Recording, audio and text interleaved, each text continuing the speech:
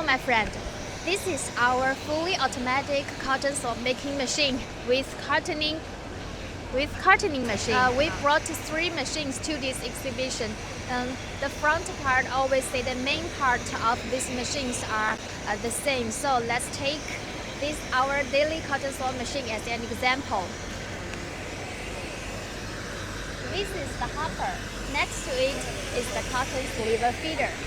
By changing this mode, we can do different types of cotton swabs. And the production will be transported into the driving oven.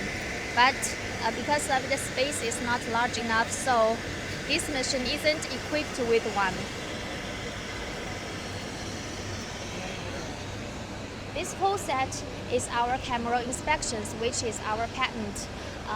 It will identify defective product such as the cotton swabs without an head.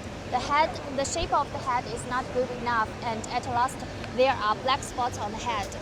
After reject the defective product, it will fill in the vacancy automatically. We have both fully and semi-automatic packing table. We can do different types of packing: round box, square box, cardboard box, and zipper bag.